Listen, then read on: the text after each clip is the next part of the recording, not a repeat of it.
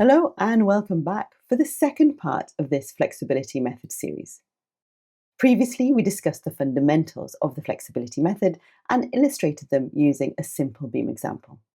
In this session, we will be looking at a plane truss and how to analyze trusses using the flexibility method. Let's start. Before we begin, let's briefly recap the overall flexibility method procedure that we introduced in the previous session. Every flexibility analysis follows the same sequence, regardless of whether we're analysing a truss, a beam, or a frame. We begin by determining the degree of static indeterminacy and selecting one or more redundant forces. Removing the redundants allows us to create a primary structure that is statically determinate and stable. We then determine the displacements caused by the external loading and by a unit redundant force. These displacements are used in the compatibility equation to solve for the unknown redundant force. Finally, once the redundant force has been determined, we recover the remaining reactions and internal forces using equilibrium and the principle of superposition. Throughout this lecture, we'll follow exactly the same procedure, but now we'll see how each of these steps is applied specifically to a truss structure. We'll see how to select an appropriate redundant member, create a statically determinate primary structure, calculate the displacements using the unit load method, and then we will use compatibility to determine the redundant force. Finally, we'll recover the internal member forces in the original indeterminate truss using the principle of superposition. By the end of this session, you should have a clear understanding of how the flexibility method can be applied to statically indeterminate trusses and be ready to tackle similar problems independently. To determine the degree of determinacy in a plane truss, we'll use three quantities: m, the number of members; r, the number of external support reactions; and j, the number of joints, sometimes also referred to as nodes. For a statically determinate plane truss, these quantities satisfy the relationship m plus r equals 2j. The term 2j arises because at each joint we have two independent equations of static equilibrium in two perpendicular directions. For example, one in the horizontal direction and one in the vertical direction. Therefore, a truss with j nodes provides a total of 2j equilibrium equations. If the number of unknown member forces and support reactions is exactly equal to the number of available equilibrium equations, the truss is statically determinate and can be analysed using equilibrium alone. As discussed in previous truss lectures, it is important to remember that this equation is valid only if the truss is stable and properly constrained. A truss may satisfy the equation mathematically, but still be unstable if it is not supported or triangulated. More generally, the degree of static indeterminacy is given by n, the degree, equals m plus r minus 2j. N is the number of redundant forces that must be removed to create a statically determinate primary structure. Throughout this lecture, we will use this truss example to illustrate each step of the flexibility method. As you can see, the truss consists of 4 joints connected by 6 members. It is supported by a pin at joint A and a roller at point B. 2 external loads are applied at joint D, a 10 kN horizontal load and a 10 kN vertical downward load. To keep the calculations focused on the flexibility method itself, we'll assume that all members have the same axial rigidity, EA. Before we begin the analysis, we first need to determine whether the truss is statically determinate or indeterminate. Let's count the quantities required by the determinacy equation. There are 6 members, so m equals 6. The supports provide 3 reaction components, the pin at A provides horizontal and vertical reactions, and the roller support at B a single vertical reaction, therefore I equals 3. And finally, the truss has 4 joints, giving j equals 4. Substituting these values into the determinacy equation gives us 1. Therefore, this truss is one-fold statically indeterminate. It tells us that there is one redundant force that must be removed before we can create a statically determinate primary structure. Now we need to discuss how to choose an appropriate redundant. In truss analysis, there are generally 2 possible choices for redundants. We can select an external support reaction as the redundant, or we can select an internal member force. Although both approaches lead to the same final solution, some choices make the analysis much simpler than others.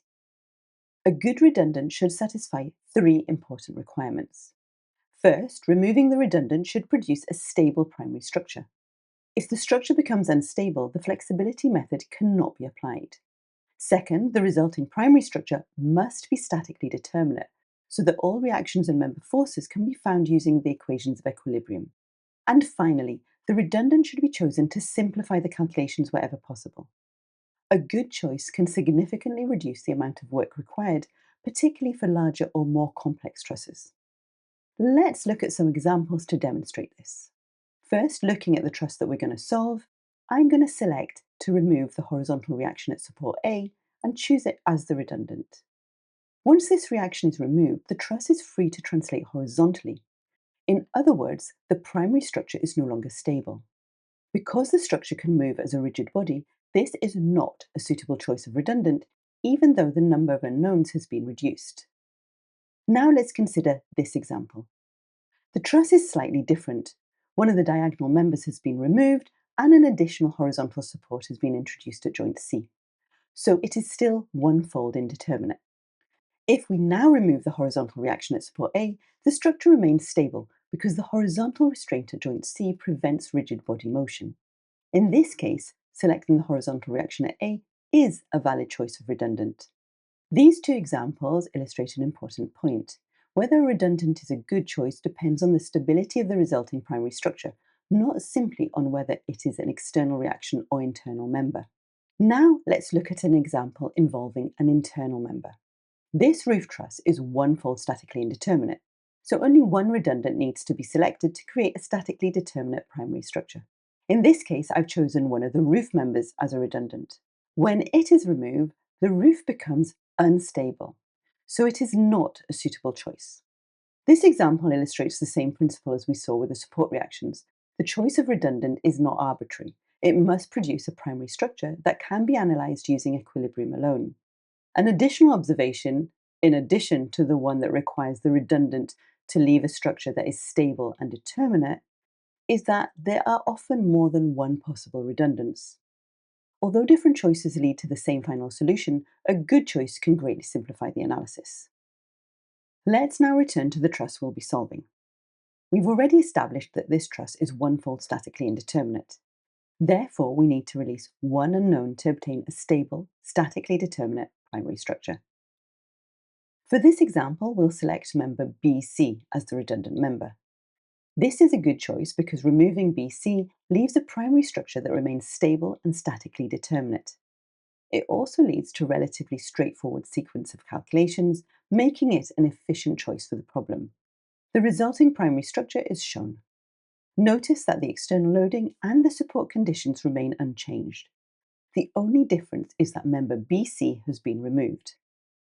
In the next step, we'll see how the action of the removed member is represented so that the compatibility can later be enforced. We've now created the primary structure by removing member BC. However, simply removing the member is not enough. We must also represent the action that the removed member originally exerted on the rest of the structure. To do this, we replace the removed member with a pair of equal and opposite unit forces acting along the original axis of member BC. These forces do not represent the actual force of the member. Instead, they define a unit redundant loading, which allows us to determine how the structure deforms in the direction of the redundant. This is an important part of the unit load method. By analysing the primary structure under this unit loading, we'll be able to calculate the flexibility coefficient required by the compatibility equation. Notice that the unit forces are applied along the line of the removed member. This ensures that the calculated displacement corresponds directly to the deformation that the redundant member would experience. Before we continue with the calculations, I want to make an important distinction between the redundant force and the unit load that we use to determine its effect. In our example, we removed member BC to create the primary, statically determinate structure. The force that member BC carried in the original structure is our unknown redundant force, which we denote by R. At this stage, we don't yet know its magnitude. That is ultimately what we're trying to determine here. To find out how the primary structure responds to a force acting in the direction of this redundant, we apply a known unit load, which we'll denote by P star. In this example, we've chosen P star to be 1 kilonewton. When we apply this 1 kilonewton load to the primary structure, it produces a set of member forces, which we denote by NR. So NR represents the member force response produced by our known unit load P star. The important point here is that P star and R are not the same thing. P star is simply a known load that we use to determine the structural response in the redundant direction, and R, on the other hand, is the actual unknown redundant force that existed in the original structure. Because we're considering a linear elastic structure, the response scales directly with the applied force. So once we know the member forces NR produced by P star, the member force response produced by the actual redundant R is simply R divided by P star times NR. In our example, and I would suggest using this in all examples, P star is 1 kilonewton. So numerically, this scaling can be very easy to overlook. But keeping P star explicitly in the formulation is important because it keeps the meaning and the units of all our quantities clear. With that distinction established, we can now apply our unit load to the primary structure and determine the corresponding member forces NR. Let's now combine the ideas that we've discussed until now. Rather than analysing the original indeterminate truss directly, we represent it as the superposition of two simpler, statically determinate systems. The first system is the primary structure, subjected to the original external loading. The second system is the same primary structure, but now subjected to the unit redundant loading acting in the direction of the removed member. These two systems are analysed independently, allowing us to determine the member forces and displacements associated with each loading condition. The actual force in the redundant member is not yet known. It will be determined later by enforcing the compatibility condition, ensuring that the gap created by removing the member is completely closed. Once the redundant force has been calculated, the responses from these two determinate systems can be combined using the principle of superposition to recover the behaviour of the original indeterminate truss. The key point here is that we have replaced one difficult, indeterminate problem with two much simpler determinate analyses. Before we begin any calculations, let's develop a physical understanding of the compatibility condition. Remember, our objective is to determine the force in the redundant member, so we first need to understand what happens when that is removed. We begin by removing member BC from the original truss, creating the statically determinate primary structure. As soon as the member is removed, a small gap appears between joints B and C. The gap has been exaggerated for illustration, but it represents the fact that the member is no longer connecting the two joints. Next, the external loads are applied to the primary structure. As the truss deforms, the size of the gap changes. This relative displacement is caused solely by the external loading and is denoted by delta zero. We will calculate this quantity later using the unit load method. We now consider the effect of the redundant member force. As the force develops in member BC, it produces an additional displacement that acts to close the gap. The magnitude of this displacement depends on both the flexibility of the structure and the value of the redundant force. When the correct redundant force is reached, the gap closes completely, restoring the original geometry of the truss. In other words, joints B and C return to the exact same relative positions that they occupied before the member was removed. This is the compatibility condition. The total relative displacement between joints B and C must therefore be zero, which we express mathematically as delta zero plus delta R equals zero. Here, delta zero represents the displacement caused by the external loading, while delta R represents the displacement produced by the redundant member force. Throughout the remainder of this lecture, our objective is to determine these two quantities so that we can solve this equation and calculate the unknown redundant force. So as we just discussed, the compatibility condition tells us we need to determine the displacement of the released member. And as we've also mentioned, rather than calculating this displacement directly, we'll use the unit load method, which is based on the principle of virtual work and provides an efficient means of calculating the structural displacements. To calculate the displacement required by the compatibility equation, the primary truss is analysed under two loading conditions shown here. On the left, the primary structure subjected to the external loading, and on the right, the same primary structure but subjected to the unit redundant loading. Notice that in the second loading case, the external loads are removed and replaced by a pair of equal and opposite unit forces acting along the axis of the redundant member. For each loading condition, we need to determine the internal member forces. The member forces due to the external loading will be denoted by N0, and the member forces due to the unit redundant loading will be denoted by NR1. These two sets of member forces form the basis of the unit load method and will allow us to calculate the displacement required by the compatibility condition. We'll now determine each set of member forces, beginning with a primary structure subjected to external loading. So starting off by analysing the primary structure under the external loading. As this is now a statically determinate truss, the member forces can be obtained using the method of joints, for example, which you will have already studied. We'll first determine the support reactions and then work systematically through the joints as shown here, until all member forces have been calculated. The resulting forces represent the first set of results required for the unit load method. Rather than revisiting the method of joints in detail, we will focus on how these results are used within the flexibility method. The calculated member forces are now summarised in the table. These values, denoted by N0, represent the member forces due to the external loading and will be used throughout the remainder of the flexibility method. Notice that member BC is also included in the table, even though it was removed when creating the primary structure, and therefore it doesn't really appear in the equilibrium calculations we've just done. We still include it for completeness, assigning it a force of 0 because it will be required later when we recover the forces in the original indeterminate truss. Throughout this lecture, we will develop the solution in tabular form. As we calculate additional quantities, we'll simply add new columns to the same table.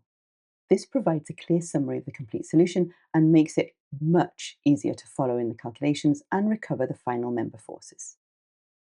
In the next step, we'll use these member forces to determine the corresponding member deformations. In this step, we determine the axial deformation of each member due to external loading. Since all members are assumed to have the same axial rigidity EA, the deformation of each member is simply obtained from the familiar expression N0 times L over EA. And now you can see why I've included L and EA in the table. We calculate the deformation of each member and add the results as a new column in our table. With the member deformations due to the external loading now determined, we can repeat exactly the same process for the unit redundant loading. We will now move on to the second loading case. Unlike the previous analysis, this truss is not subjected to external loads.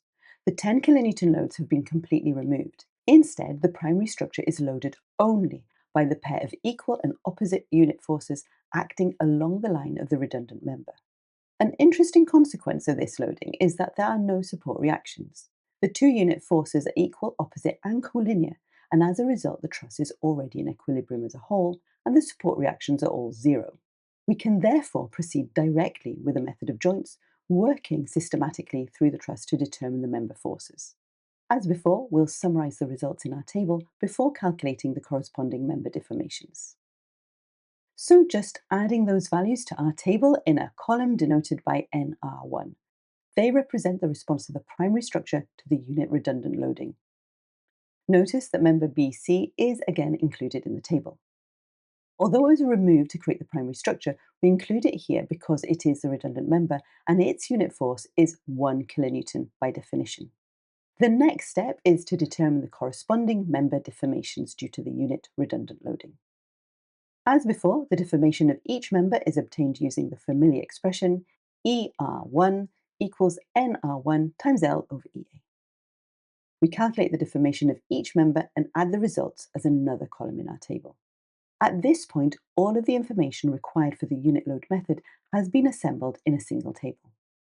We now have everything we need to calculate the displacement of the released member due to the external loading. Let's briefly review what we've determined so far. We have the member forces due to the external loading, N0, the member forces due to the unit redundant loading, NR1, and the corresponding member deformations, E0 and ER1. Using the unit load method, the displacement delta 0 is calculated by multiplying, for each member, the force due to the external loading by the force due to the unit redundant loading multiplied by L over EA, and summing the contributions from all members. Because our unit redundant load has a magnitude P star, we divide the result by P star. Since E0 is N0 times L over EA, we can write the same expression more compactly as delta 0 equals 1 over P star times a sum of NR1I times E0I, where I denotes the member in the truss. It is useful to check the units here. NR1 is a force in kilonewtons, E0 is a deformation in meters, and P star is also a force in kilonewtons. We therefore have kilonewton meters divided by kilonewtons, leaving meters, as required for a displacement. In our example, P star is 1 kilonewton, so dividing by P star doesn't change the numerical value. However, as we mentioned before, keeping P star explicitly in the equation makes the relationship clear and keeps the units consistent. We'll now calculate the contribution from each member and sum these to obtain the total displacement, delta 0. So, as we just mentioned, we've just added a new column to our table containing the product NR1 times E0 for every member. Each entry represents that member's contribution to the displacement of the released member due to the external loading. The calculation for one member is shown here. The remaining values are obtained in exactly the same way. Once the contribution from every member has been determined, we simply sum the values in the final column to obtain the total displacement, delta 0. Notice that several members make no contribution at all. That's because either the member force or the corresponding deformation is 0. This is one of the advantages of developing the solution in tabular form. The 0 terms become immediately apparent, making the calculation clearer and more efficient. The resulting value of delta 0 will then be used together with the flexibility coefficient in the compatibility equation. We now move on to the second quantity required by the compatibility equation, the flexibility coefficient F11. We already have all the information we need. We've calculated the member forces and deformations due to both the external loading and the unit redundant loading. The flexibility coefficient F11 represents the relative displacement in the direction of the redundant per unit redundant force. To calculate it, we use the response of the primary structure to our unit redundant loading P star. For each member, NR1 is the member force produced by P star, and ER1 is the corresponding member deformation. Using the unit load method, F11 is therefore equal to 1 over P star squared multiplied by the sum of NR1 times ER1 for all of the members. The P star squared term is important. Both NR1 and ER1 are responses produced by our applied unit load, so both must be normalized with respect to P star when determining the flexibility coefficient. We can also check this from the units. NR1 is measured in kilonewtons and ER1 in meters, giving kilonewton meters. Dividing by P star squared gives meters per kilonewton, which is exactly what we expect. Flexibility is displacement per unit force. In our example, P star is 1 kilonewton, so including this term doesn't change the numerical value of the calculation. However, as we've mentioned previously, writing it explicitly makes both the physical meaning and the units of the flexibility coefficient clear. As before, we'll calculate the contribution from each member and add these results to our table and then sum them to obtain F11. So, as we just mentioned, a new column has been added to the table containing the product NR1 times ER1 for every member. Each entry represents that member's contribution to the flexibility coefficient. The calculation for one representative member is shown here, and the remaining values are obtained in exactly the same way. Once the contribution from every member has been determined, we simply sum up the values in the final column to obtain the flexibility coefficient F11. Notice that this calculation follows exactly the same process that we used to determine delta 0. And now, with both delta 0 and F11 known, we are ready to apply the compatibility equation and determine the unknown redundant force. And now, finally, we have everything required to determine the redundant member force. The equation is shown here, and our task is simply to substitute the values we've already calculated. From the previous calculations, we already have the values of delta 0 and F11. Substituting these values into the compatibility equation gives the expression shown here. Now, since every term contains the common denominator EA, we can multiply the equation through by EA. This removes the denominator, leaving a much simpler equation to solve. Rearranging the equation gives us the redundant member force as minus 5 square root of 2 kilonewton. The negative sign tells us that the actual force acts in the opposite direction to the one we initially assumed when defining the positive redundant force. In other words, member BC is in compression. And with the redundant force now known, the compatibility equation has been satisfied. The only remaining task is to recover the forces in the members of the original indeterminate truss. The final step is to recover the member forces in the original indeterminate truss. Now that we've determined the redundant force R1, we can combine the results from our two determinate analyses using the principle of superposition. For each member, the final force is given by the force due to the external loading N0 plus the contribution due to the redundant force.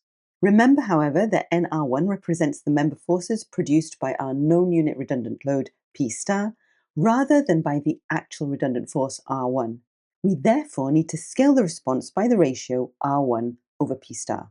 And this gives the expression shown here. Ni equals N0I plus R1 divided by P star times NR1I, where I represents the member of the truss that we're looking at. In our example, the redundant force R1, which is the force in member BC, is negative 5 square root of 2 kilonewtons, while our unit redundant load P star is 1 kilonewton. Applying the superposition equation to each member gives the final member forces shown in the table. Positive values represent tension and negative values represent compression. We can also see that the final force in member BC is negative 5 square root of 2 kilonewtons, as expected from our calculation of the redundant force. And this completes the solution of the original indeterminate truss. The important distinction to remember here is that compatibility determines the redundant force, while superposition allows us to recover the forces in the original structure. Let's conclude by reflecting on the overall procedure we've just followed. Previously, we introduced the fundamental concepts behind the flexibility method. We discussed static indeterminacy, redundant forces, primary structures, and compatibility, establishing the framework that underpins the method. Using this example, we've applied those concepts to the analysis of a statically indeterminate truss.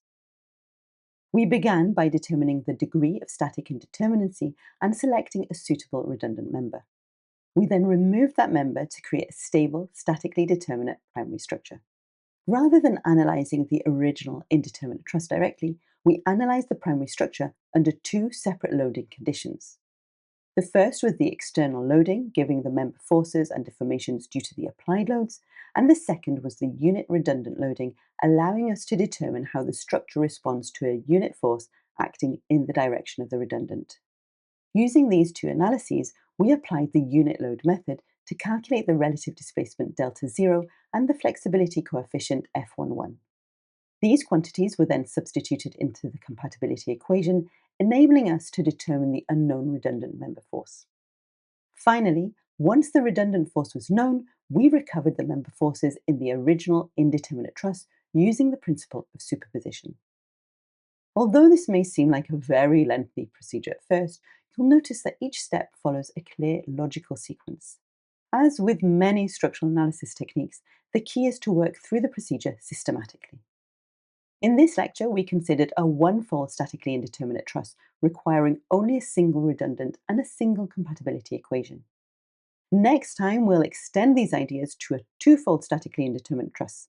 Instead of selecting one redundant, we'll select two, and we'll see how this leads to two unit redundant loading cases, two flexibility coefficients, and a system of simultaneous compatibility equations. Although there are more calculations, you'll find that the underlying principles remain exactly the same. Thank you for watching, and I'll see you in the next one.